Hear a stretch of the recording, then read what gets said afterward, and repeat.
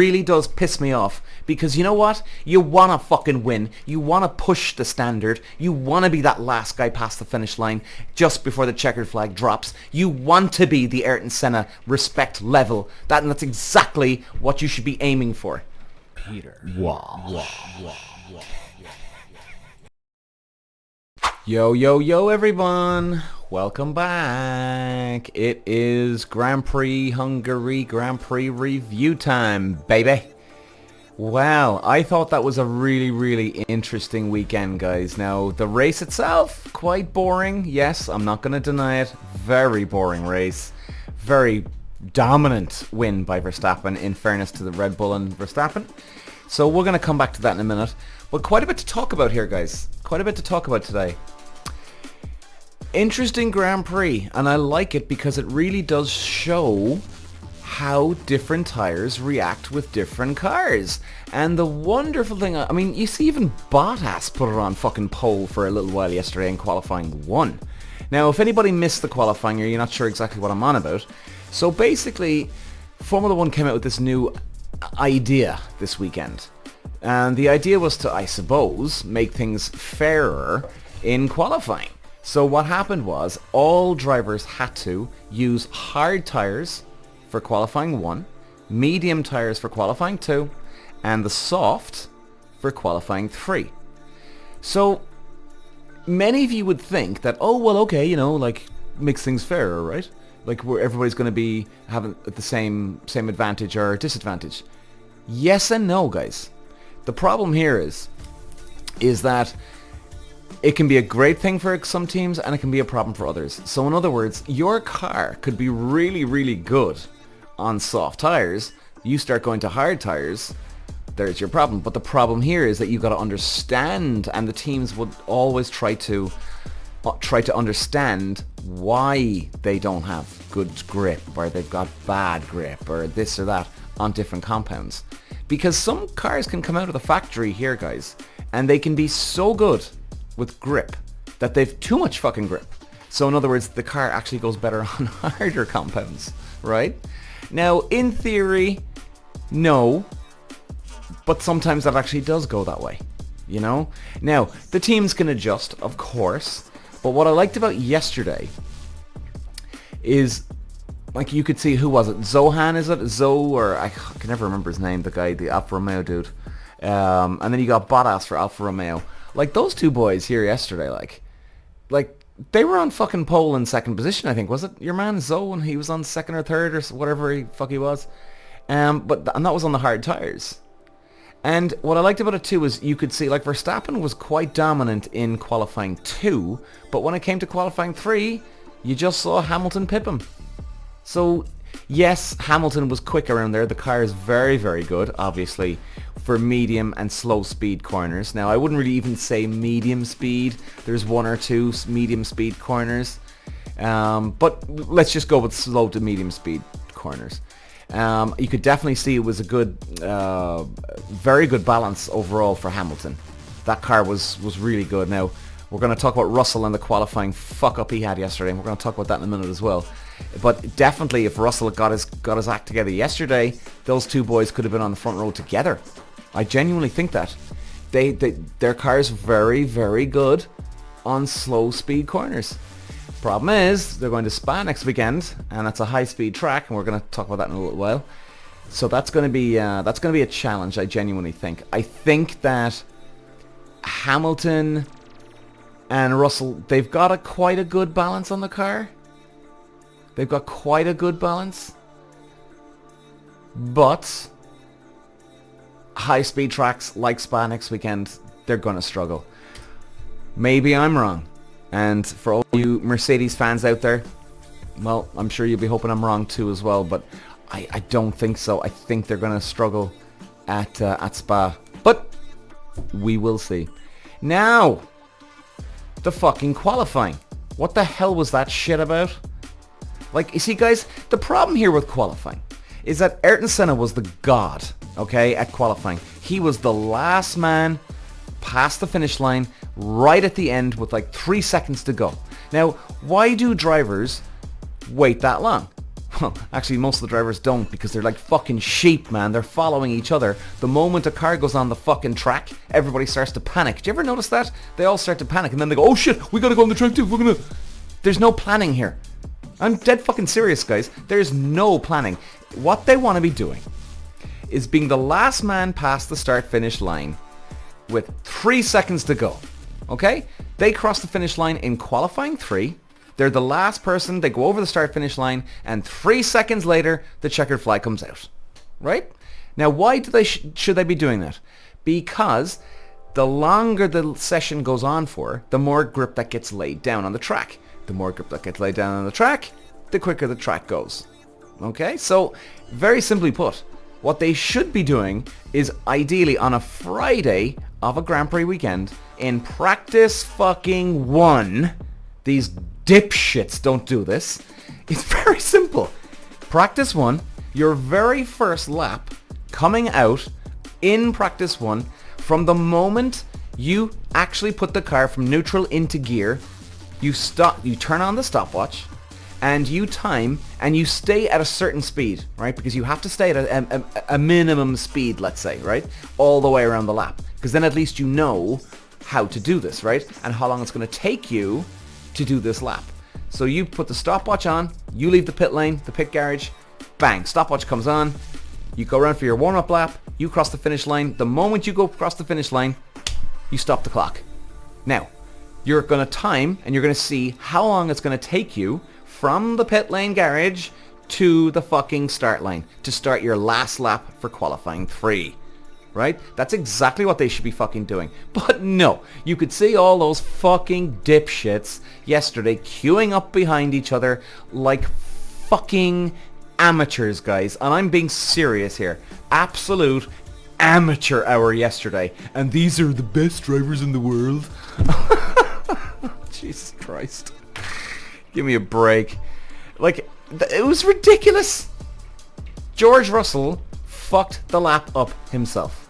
I mean, and honestly, guys, I know, and I'm probably sounding angry here, and it really does piss me off, because you know what? You want to fucking win. You want to push the standard. You want to be that last guy past the finish line just before the checkered flag drops. You want to be the Ayrton Senna respect level. And that's exactly what you should be aiming for.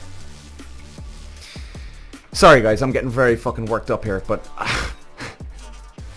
these guys are meant to be the best drivers in the world. These teams are meant to be the best in the world, and they are not even timing it. Now, here's the thing. Would that have helped George Russell yesterday? Probably, because everybody followed each other onto the track, and guess what happened? No clear run. Now, of course this can go against you too. I mean, you could, let's say, you could time this, right? You could time this and do everything properly, and all of a sudden you go past that start-finish line and something happens and you get held up, right? Now, the thing is, you could be watching the pit lane telemetry as well, right? So in other words, okay guys, so we know it's going to take 1:47 to go from here to the start-finish line. Okay, this is exactly what we need, right? And what's going to happen then is you do your lap, but then all of a sudden you could get caught up just passing the start-finish line. Somebody could be fucking around, or you could, you know, somebody could pull out in front of you, God knows what. But at least, if you're watching the telemetry, you know how many cars are on fucking track. You know where they are positioned-wise. And trust me, guys, there's some strategists here, mathematicians that work in these teams. I'm sure they could figure this shit out. Jesus Christ, man. Anyway. So, guys, that was qualifying. And I'm sorry, guys, if I'm getting very worked up here. It drives me mental. It drives me fucking mental. Why not? They're not pushing each other. And McLaren. Here we go again. 8th place trophy, horse shit. Jesus Christ, man. Are you joking me? Really? Is this what really... Guys, you're going to celebrate for another second? You're McLaren. Stop popping out champagne, would you? Now, gotta hand it to Zach Brown in fairness, though. At least Zach Brown didn't look like he was enjoying himself that much when he was interviewed afterwards. And what I like about Oscar Piastri, doesn't seem very bothered, doesn't seem very phased that he finished in 5th, right? Now, he was in podium, 2nd and 3rd position at one stage, which was great for McLaren.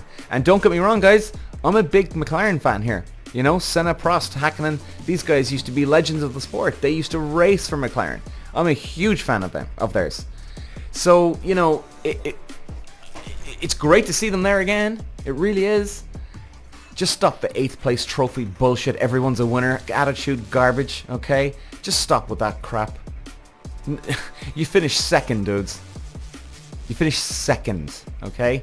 Now, yes, like 2 weeks ago at Silverstone, excuse me guys, be happy.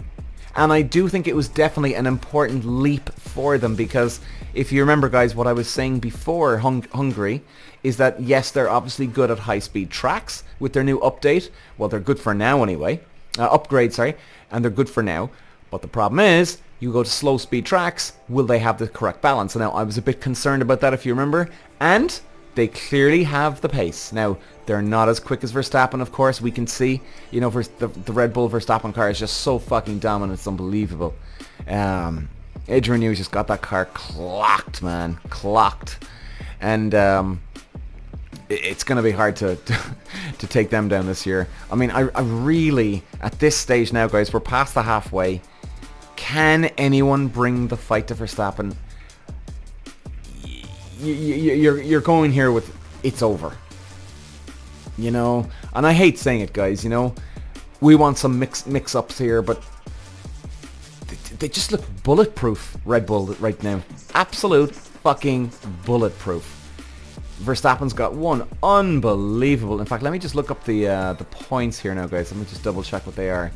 But I mean, he's got an unbelievable lead, like, absolutely unbelievable. Like 281 points versus Perez at 171. Jesus, 110 points, guys. 110. He could sit at home for the next 4 races, and he'd still have a lead coming out of them. It's incredible, guys. And now let's have a look at the constructors. The constructors, jeez, where do they get now? They're at 452 versus Mercedes 223. So what's that? That's 229 points they are ahead. Guys, that's one hell of a lead. Alright, and let's look at the schedule now, okay? We've got the full schedule.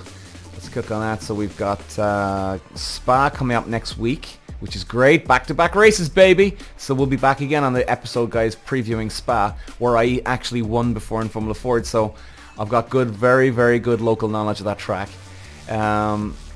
Belgium, 28th, 30th July. So we got Netherlands, Italy, Singapore, Japan, Qatar, United States. Oh, that's the Vegas one. Woohoo! That's gonna be. Oh no, that's not the Vegas one. Sorry. That's gonna be a great one. That's the Houston one, isn't it? Yeah, Houston. Mexico, Brazil, United States, 16th and 18th of November, baby. Vegas, baby. Woohoo! Viva!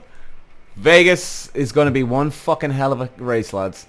And you know something? Like, Verstappen has got a 110 point lead. So he's got 4 rounds spare. So in other words, he could have... sorry now, guys. I'm trying to do the calculation in my head. So he's got 4. So in other words, if he wins the United States Grand Prix in 22nd of October, sorry. If he wins Houston, there's 4 rounds to go. He could actually sit at home for the next 4 rounds and still be champion. Now, actually, it's probably... Forgive me, lads, my calculation is off. I'm a bit hungover today now. I was out on the piss with the lads there last night. Oh yeah, did anybody have these porn star martinis? Oh, lads, I'm telling you, come here. Those things are lethal, like. Lethal. And they're so lovely, in fairness. Oh, they're lovely tasting. Christ. But too many. Too many. I can barely do this today. Fuck. Okay. So, Red Bull had some upgrades as well, guys. I'm going to try and get some more news on that now in the next few days, and obviously I'll keep you updated. But as you know, guys, you know, the teams, I think you know yourselves, the teams really try and keep it under wraps now. Formula1.com are showing a video here, and let's just have a quick listen. Tech Talk, can Red Bull get even better? So okay, they're showing a bit of tech news, obviously it's coming up. Hungary's cooling solutions. Okay, I wouldn't worry about that. Let's see now. This isn't going to play for me for some reason.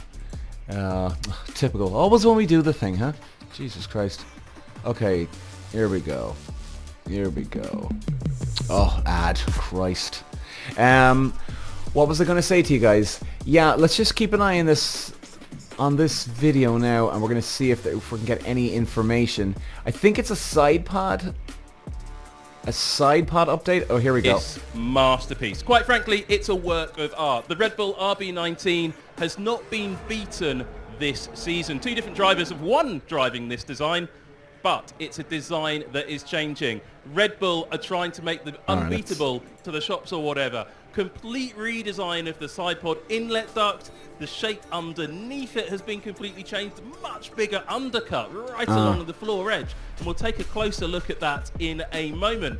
But I think it's really important to note that so the side pods, guys, dramatic and drastic change to a car like the Red Bull is really, really important, because a few people up and down the pit lane, myself included, didn't expect a huge amount of technical development on this car. And the reason for that is Red Bull, of course, won the Constructors' Championship last year, which meant they got the smallest amount of CFD, the virtual wind tunnel, and real wind tunnel testing, the smallest amount of aerodynamic development, got that cost cap penalty to be available. Okay. Tripod, all of the coolers, all of the radiators, all of those heat exchangers, everything related to cooling the power unit has been changed. And the regulations are really interesting on this point, because when you change those parts, when you develop new radiators, you develop new ducting underneath the bodywork, that does not come out of your wind tunnel or CFD testing allocation.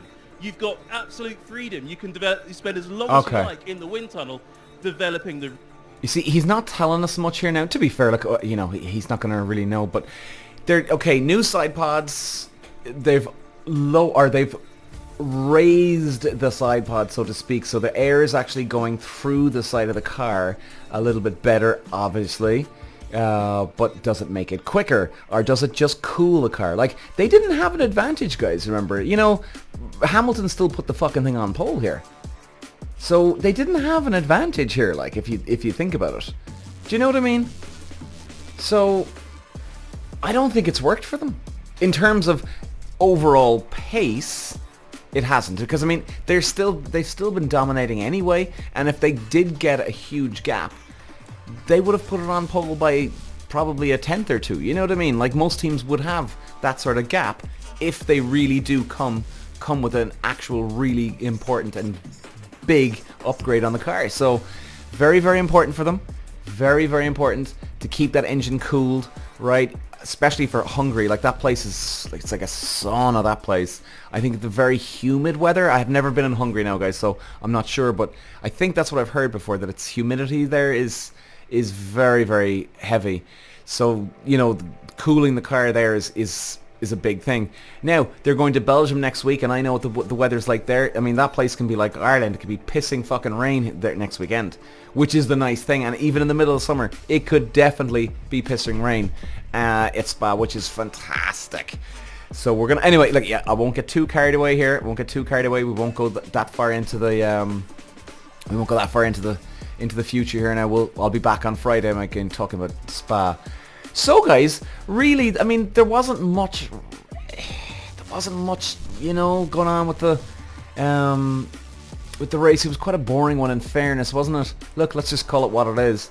Now, McLaren, all this 8th place trophy horse shit, really? Like, they got to stop this. Somebody's got to step in here. Lads, you're McLaren, lads, right? You finished 2nd. You didn't win the fucking thing. You didn't win the championship. Calm down, lads, okay? Just calm the fuck down. Have your standards. Keep your standards. Start celebrating when you start winning races, lads. Alright? Start celebrating when you start winning fucking races. And you can see it on Oscar Piastri's face. You know, that guy isn't jumping up and down for joy here. Now, he didn't finish on the podium. He obviously would have had a good result if he finished on the podium. And he would have been obviously happy. Now, I think Piastri is a winner guy. He wants to win. He's not happy with fucking 5th. I mean, in many ways, McLaren could be happy here because there's definitely a progression. It was a huge fucking race event for them here because it does prove that the car is actually good at slow speed tracks and high speed. I'm sorry guys, excuse me. So it was definitely important for them to get that balance in now, and now they can probably have a bit of peace of mind knowing that, okay, well, we went well at Silverstone, lads. Are we going to go well at slow speed tracks? I mean, even at the start of the year, guys, when I was talking about Alonso, you know, I was predicting that he'll go well at places like Monaco, and he did. But then he'd go to the next track the next week, and he was nowhere. And where the fuck what have happened to Aston Martin, guys? What's happened to Alonso? Holy shit! Like, sorry, I just have some of my tea here. What happened to them? In fairness, I did think Verstappen was. I did think Alonso was going to go well here at Hungary this weekend. They still have a good balance on the car, but shit, man, I don't know. Let's have a look at the positions here. Like, they finished 9th and 10th. Alonso in 9th, Stroll in 10th. Fuck me, man. Fuck me. Jesus Christ. Alright, well, look, let's have a look at all the fucking the top 10 drivers. So, okay, Lance Stroll in 10th. Fernando Alonso, yeah, let's just knock 2 birds at one stone here. Yeah, guys, I don't know what they're gonna do here. I mean, Stroll's hasn't been at the races this year at all. Alonso's been creaming it, has been killing it. Obviously, Alonso's the number 1 driver here. Of course he is. He's going to be their number 1 for the rest of the year as well. Can they get back to getting on the podium? I think they can, but then again, I think they need to come with an upgrade, guys. I think they need to come with an upgrade here, because this is just not fucking going to work here, lads. Like, what the hell is going on? Now, don't even get me started about Ferrari. What the fuck is going on here, dude? 7th and 8th? Are you joking me? What's going on? What is Vassar, the CEO guy? What the hell are they doing? Like, they had their car was quite good at the start of the year. What? And now it's nowhere? I don't get what's going on here, guys. What have they done? Have they not had an upgrade, where it just hasn't worked? Is that what's going on? Because they're going back. They're falling behind, lads. They are really falling behind. Russell and Mercedes, well, look, in fairness, look, he did start 18th and a dumbass fucking manoeuvre yesterday in qualifying. However, he did redeem himself to a degree, getting 6th. Wasn't the worst result, in fairness. It wasn't. Piastri in 5th. I mean, he had a good race, you know? Like, I just don't know, like, all this 8th place trophy bullshit that they do, guys. You know, way too much celebrating for fucking having a 2nd position here, you know? But anyway, they've got some great progress. I love the progression in the team. It's awesome. I think they're gonna be sleeping well tonight. They've got a good balance in that car. It's working well for them. Can they catch Red Bull? That's a different question. Hamilton, Mercedes. I mean, Hamilton must be killing himself today in the race when he just made a bad start. And in fairness, guys, you know, I was naturally a great starter off the line, very quick. I've made some fuck-ups back in the day, so I know what it's like, you know. And Hamilton, he seems to be a good starter. He just made a mistake. He just made a mistake. So, yeah, unfortunately, he must be kicking himself. However, I wouldn't think he'd be kicking himself too hard, simply because they just don't have the pace. You know, Verstappen would have overtaken him. There's no doubt about it. Right? Even if Hamilton got a great start off the line, he led into turn 1, he led on lap 1. All it would take is Verstappen to just sit there, be patient, wait for his moment, wait for maybe even DRS to kick in and overtake him on the main straight. Job done. Good luck. Bye-bye Hamilton. Bye-bye everybody else. You know, so Sergio Perez, well, oh, hey guys, isn't he back on form, isn't he? And did everybody hear about Christian Horner saying that did he say, don't quote me on this one, but he just needs a pat in the back or something? Really? He needs a pat in the back? Well, that was weird. Where was Pierre Gasly's pat on the back only a few years ago when you were absolutely bullying him, Christian Horner? Absolutely bullying the shit out of Pierre Gasly. But for some reason, Sergio Perez has got some sponsorship money with him, financing Red Bull, and Sergio needs a hug. Well, obviously he didn't say hug, but you know, I mean, that's where we're going here. Like next, it's going to be, oh well, lads, he just needs a hug here, you know. Jesus. Lando Norris. Oh, hang on. Lando Norris. Good result. I'm pleased for McLaren, guys. I really am. I think it's great progress that they have here now. Now they got to get some momentum. 2 second positions. Let's keep this going. Let's get this over the line. Now, Spa coming up next week. They've got a good balance at slow corners, medium speed corners, and high speed corners. They've got a very solid balance, which I think is very important for them. It's going to be great to see what happens at Spa next weekend. I think it could be some fireworks. Verstappen, well, unbelievable dominance. Won by 33 seconds. Sweet Lord God. That's almost a half a lap, guys. I mean, they're, well, not almost a half a lap, but close enough. I mean, it's 18 seconds, 1 minute 18 seconds for a race. Was it, or 1 minute 16? Anyway, whatever, it doesn't matter. Just sheer dominance. Sheer fucking dominance. Now, it's going to be interesting to see what happens at Spa. Make no mistake, ladies about it. Jeez, I'm mumbling on my words. Make no mistake about it, ladies and gentlemen. Spa next weekend. I'll be back on Friday to preview Spa.